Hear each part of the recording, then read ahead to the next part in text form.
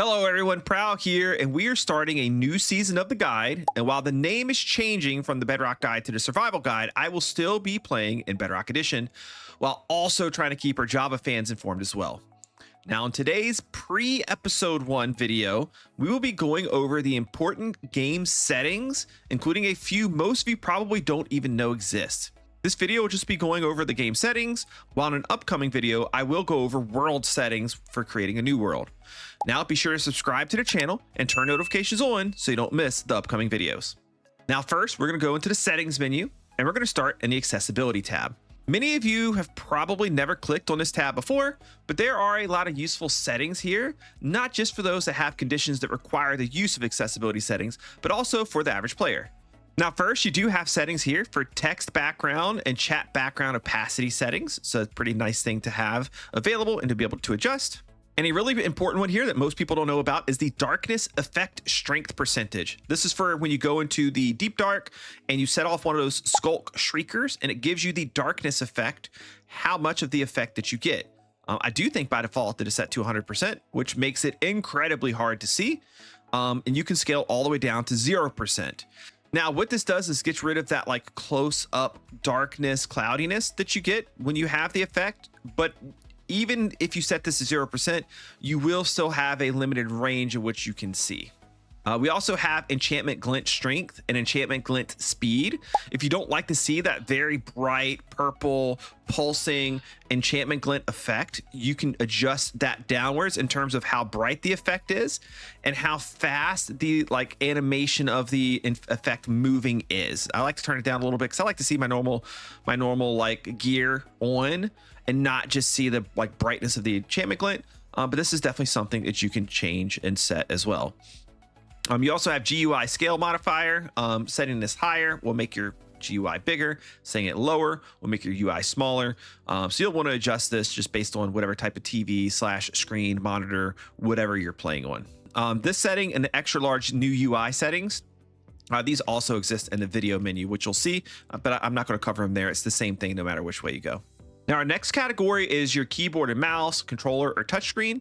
I'll be able to talk mostly about keyboard and mouse, but I do have a few notes about controller and touch as well, as I don't normally play on those, but I'll share a little bit of info that I do know. I'll also rely on my chat here. If any of you guys have something that you'd like to add to controller settings or touch settings, please drop those down in the comment section below. Number one, though, on keyboard and mouse, you have your camera sensitivity and your spyglass stamping.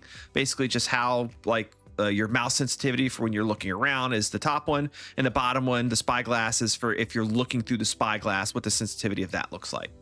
You also have auto jump, which I believe I think it's on by default on Java Edition. It might actually be on by default on Bedrock Edition as well. It's been a while, so I'm not quite sure, but you'll want to have that probably turned off, just have a little bit better control of when you jump over things. It's not usually something that's helpful to have. Another important one here that is not set by default on controller and touch, and I don't remember if it's set by default on PC. I think it is. I think on PC by default it's middle click, but it's your pick block. Pick block basically will take something that like a block that you're looking at, and if you have that block anywhere in your inventory and you click the pick block button, it will move that item from wherever it is in your inventory to the hotbar slot that you have selected. So if you've ever seen me or anybody else do that, it's right here. Pick block is right there. And again, that is going to be available on controller. I think they put it towards the bottom, and it's going to be available on touch as well. By enabling or disabling the pick block setting, we'll add an extra button to your screen. You also have a button for mob effects. You do have this on controller, and I think on touchscreen you probably just like tap the little box on the screen. I'm not sure, somebody else can let us know in the comments below. But if you have any kind of status effect, it could be a speed boost, jump boost, or a poison, whatever. If you hit the Z button on your keyboard or whatever button you have bound to this, it will let you know what the effect is called, what the name of it is, and how much longer it is until that effect runs out. So very nice feature to use. And lastly, the one I want to call out on here is one I didn't even know existed until I started making this video. They've added some keyboard shortcuts to PC. So this is for keyboard and mouse, not for controller or for touchscreen, to my knowledge in any way. So hitting Control-Alt-C will copy your coordinates, and hitting Control-Alt-X will copy the coordinates of the block that you're facing. So if I go in game here and I hit Control Alt C, you'll see it copied my coordinate. But if I look at this block right here and hit Control Alt X, it will copy the coordinate of the block that my crosshair is on. Controllers, a lot of the same like the sensitivity, spyglass, etc., etc. You have some additional options here, swapping the A and B or X and Y button, and a couple other ones that you may or may not want to have on. And then all of your other like button sets are here as well. Some of them you may want to, maybe you don't have bound and you may want to bind, but for the most part, whenever I have played with a controller, I've found that the default settings are usually good for me, with the exception of pick block. You'll probably want to go ahead and assign some sort of button to pick block, like a press of the control stick or one of the buttons that you maybe don't commonly use. Something like D-pad left. Maybe you don't use emote that much. For touchscreen, this is where I'm the least familiar. I have played on touchscreen, but I don't do it often. But you can change your control mode here. There's a few different modes, and it kind of gives you an example of what each mode is and how each mode works. Basically, you have one where like you tap on the screen of something you want to break, so you don't have to have it center screen to actually do something to it, to place a block, to break a block, etc. But you can't do joystick and aim, so you can like have crosshair based as well. Other than that, you can turn pick block on and off. You can change your sensitivity. You can add in custom controls, which looks like you have to do it when you're in the world. I'm not super familiar with those, so I don't want to cover those and speak on something I'm not very knowledgeable about. But just know that they have made a ton of really big advancements with touch in the last year. So if you have not fully explored your touchscreen control options, I 100% recommend that you come in here and mess with a lot of these settings, because you'll probably find that you have some settings that you would find useful. Now, we do have a few like general settings here, nothing that's too crazy to talk about. You can auto update any unlocked packs, which are packs from the marketplace. So if you've purchased a pack from the marketplace, this is on by default. It will automatically update them. There could be reasons why you don't want to automatically update, in which case you would maybe want to turn that off. Another one is only allow trusted skins. This is on by default and will make it so if somebody has a custom skin, you cannot see it. They will show as like a default skin.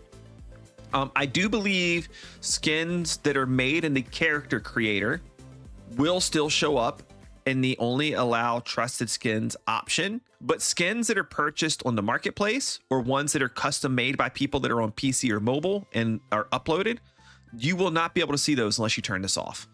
Then also you have a profanity filter, which you can turn on or off based on your desire. Keep in mind, Minecraft doesn't have any sort of like parental controls. So if you're a parent, you could set this for your kid, but just make sure you understand that there's no way for you to block them from coming in here and turning it off. Our next section here is going to be video settings, and we're going to start with vibrant visuals. Now, I have a whole video explaining all vibrant visual settings in detail. So if you want a detailed breakdown, I'm not going to do that here. Go watch that video instead. You should see something pop up on the screen right now, or you can search Prowl Vibrant Visuals and it'll show up there. But I'll give you the basics. So first of all, Vibrant Visuals is on by default, and it gives you a more detailed visual experience by adding shaders to the old school Minecraft graphics that we're used to. It has its own separate setting for render distance, which is right here.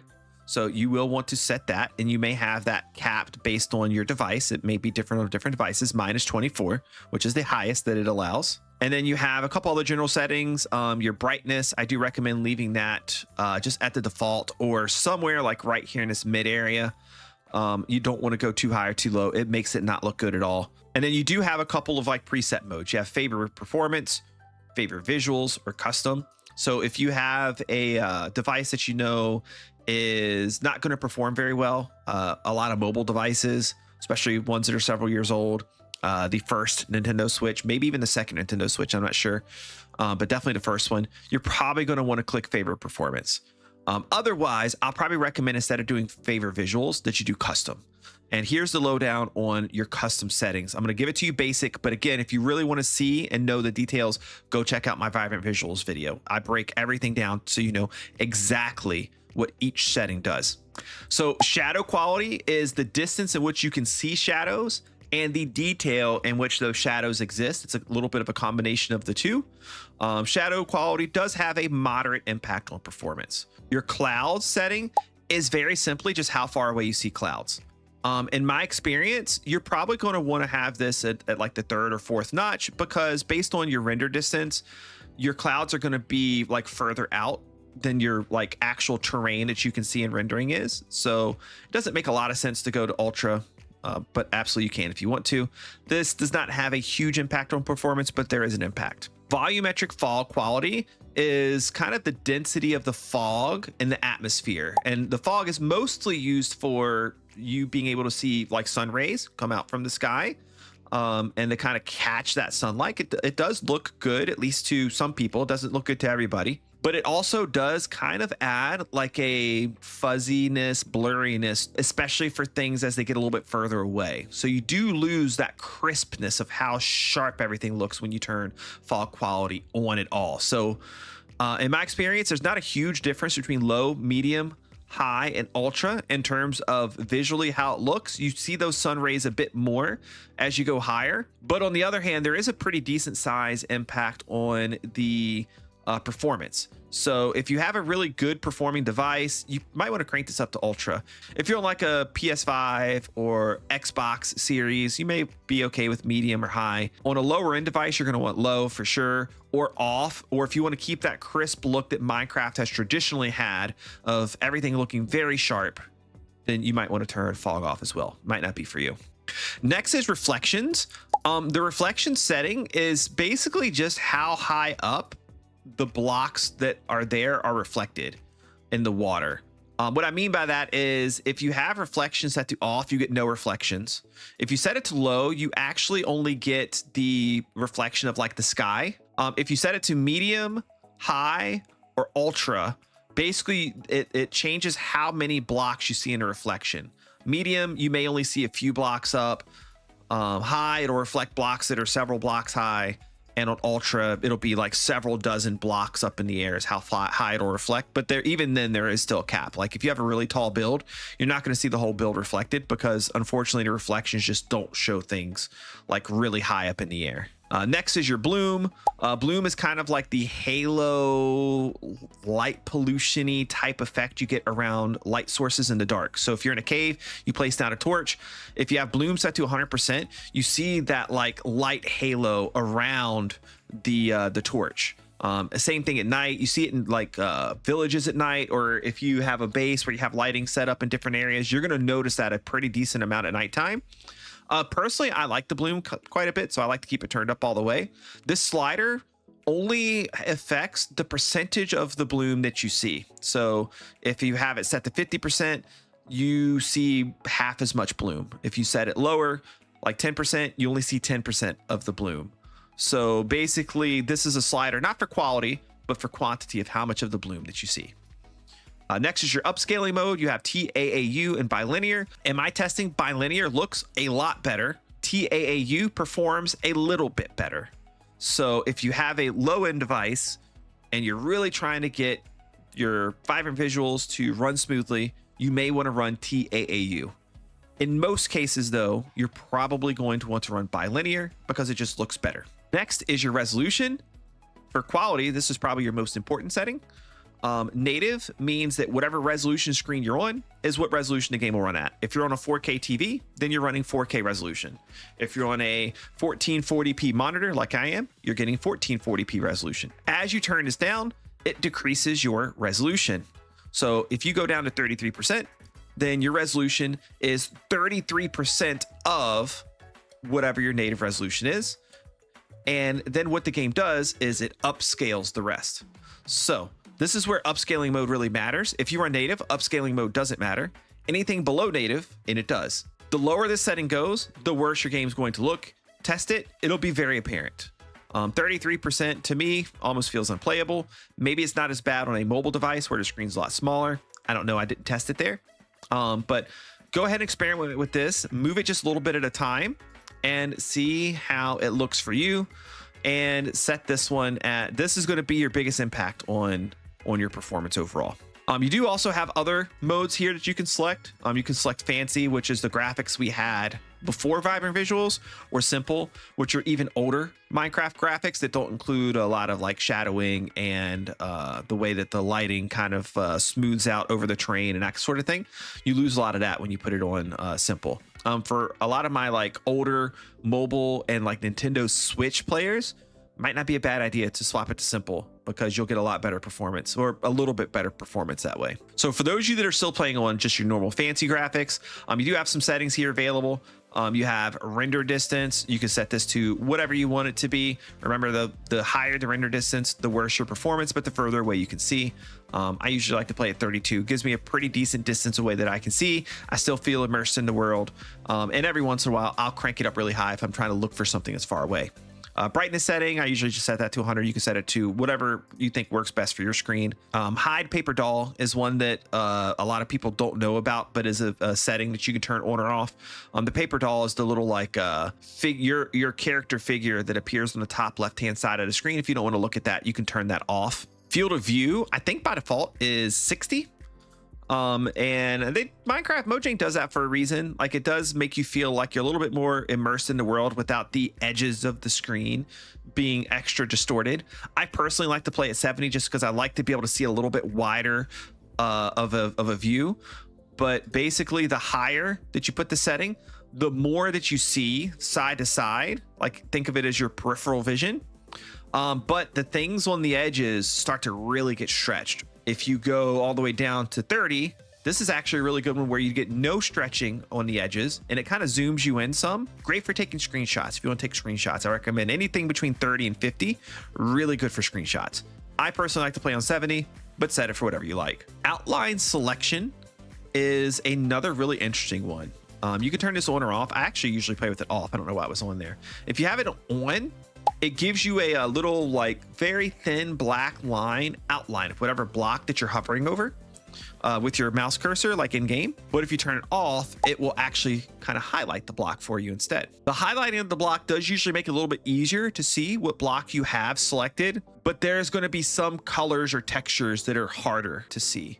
But in general, the textures and colors are easier to see. View bobbing, if you get motion sick, turn this off. It's kind of like bobbing up and down. I don't know why I'm physically bobbing up and down right now, and you guys can't see me. I'm not on stream. But if you turn that off, when you move forward or backwards, your camera view doesn't bob up and down. It just kind of feels like you're like sliding on ice, like it stays steady. So you can turn that on or off. Camera shake is something more used for like, there's some add-ons that'll use it and things like that. I don't know how many instances of camera shake there are in game. I think maybe there's a potion effect that might do it to you, but that's about it. Allow in-game graphics mode switching. This is one that you can turn on or off. It's off by default. Turn it on.